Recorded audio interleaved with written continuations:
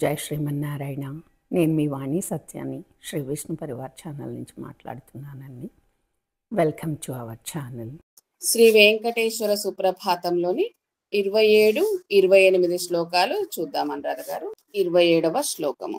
బ్రహ్మాదయ సురవరాస మహర్షయస్తే సంతః సనందన ముఖాస్త్వథయోగి వర్యాః ధామాంతికే తవ హి మంగళవస్తు హస్తాః శ్రీ వెంకటాచలపతే తవ సుప్రభాతం.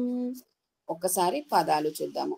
బ్రహ్మాదయ సురవరాస, బాకు రకారము, హా దీర్ఘము, మావత్తు. బ్రహ్మ అంటే మనం చెప్పుకున్నాం కదా, హాకు మకారం కానీ నకారం కానీ వచ్చినప్పుడు ముందు ఒత్తు పలకాలని. ఇక్కడ కూడా బ్రహ్మ దయస్సుర, దయస్సుర సాకుకము మళ్ళీ సావత్తు ద్విత్వాక్షరము. దయస్సుర వరాస, ఇక్కడ కూడా మళ్ళీ సాకు సావత్తు. మహర్షయస్తే, రాకు షణ్ముఖంలో షావత్తు. యస్తే సే పైన పుల్లు తావత్తు. సంతస్సనందన, సంతస్సనందన సాకు సావత్తుంది ద్విత్వాక్షరము. సంతస్సనందన ముఖాలో ఖా మహాప్రాణము. స్త్వథ సాకు తకారము వకారము ఉంది. ముఖాస్ లో సా వెళ్ళిపోతుంది, అప్పుడు ముఖాస్త్వథ తా మహాప్రాణము. యోగి వర్యాః, రా దీర్ఘము యకారము విసర్గ ఉంది. వర్యాః ధామాంతికే, దా దీర్ఘము మహాప్రాణము. తవ హి మంగళ వస్తు హస్తాః, వస్తులో సూకి తకారము, హస్తాలో సాకి తకారము. వస్తు హస్తా, హస్తా తర్వాత విసర్గ. హస్తాః శ్రీ వెంకటాచలపతే తవ సుప్రభాతం. సుప్రభాతంలో భా మహాప్రాణము. అనురాధ గారు ఆఫ్లైన్ చూద్దాము.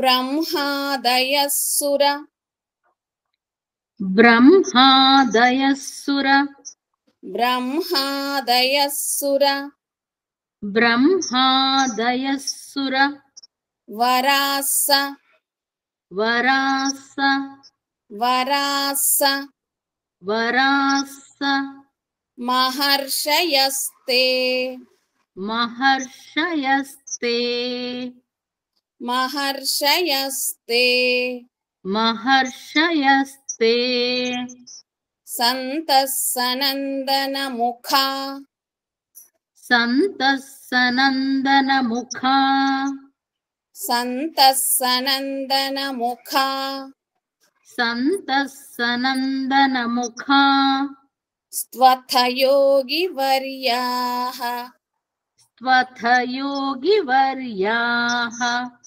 స్త్వథయోగి వర్యాః, స్త్వథయోగి వర్యాః, ధామాంతికే తవ హి, ధామాంతికే తవ హి, ధామాంతికే తవ హి ధామాంతికే తవ హి మంగళవస్తు హస్తాః, మంగళవస్తు హస్తాః, మంగళవస్తు హస్తాః, మంగళవస్తు హస్తాః.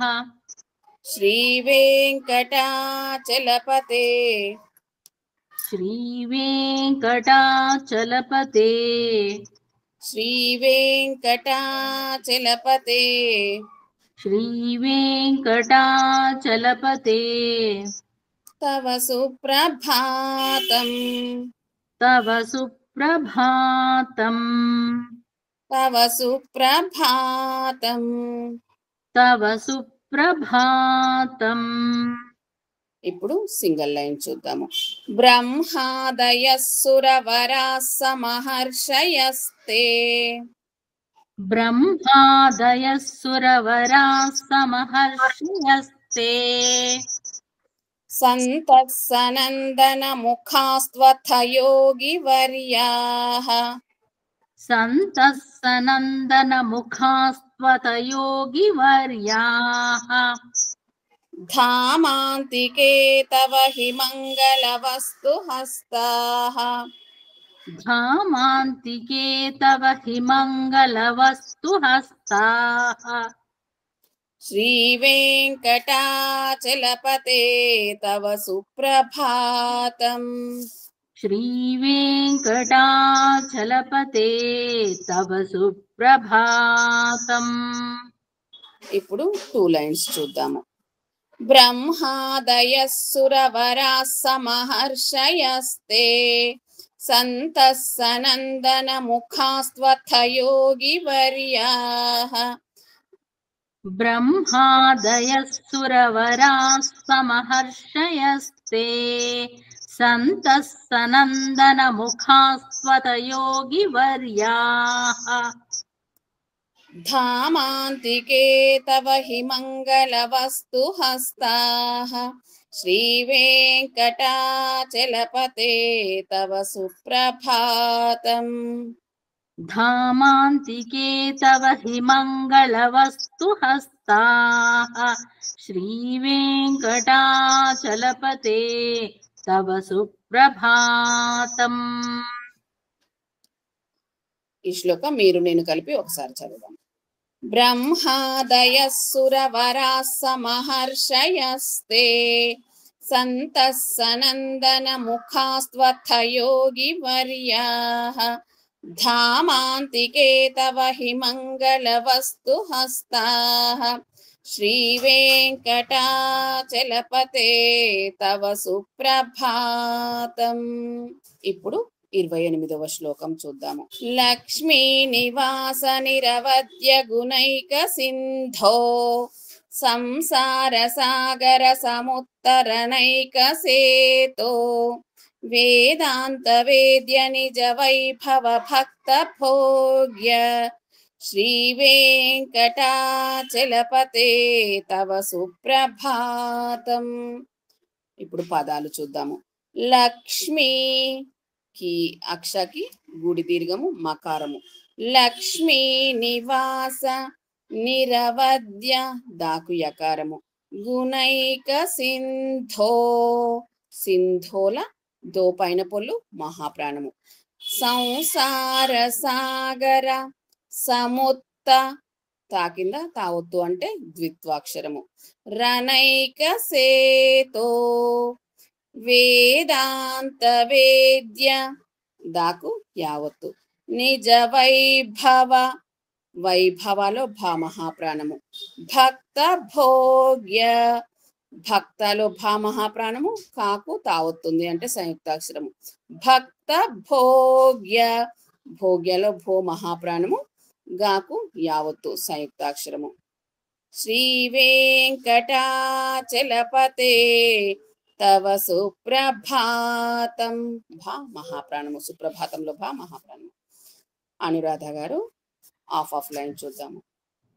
అలాగే లక్ష్మీ నివాస లక్ష్మీ నివాస లక్ష్మీ నివాస లక్ష్మీ నివాస నిరవద్య గుణైక సింధో నిరవద్య గుణైక సింధో నిరవద్య గుణైక సింధో నిరవద్య గుణైక సింధో సంసార సాగర సంసార సాగర సంసార సాగర సంసార సాగర సముత్తరణైక సేతో సముత్తరణైక సేతో సముత్తరణైక సేతో సముత్తరణైక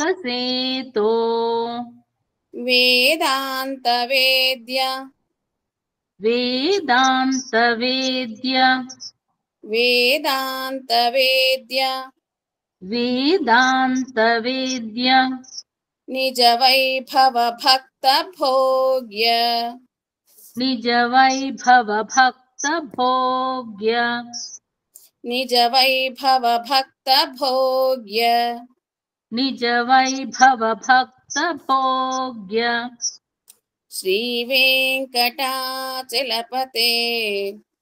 శ్రీ వెంకటాచలపతే శ్రీ వెంకటాచలపతే శ్రీ వెంకటాచలపతే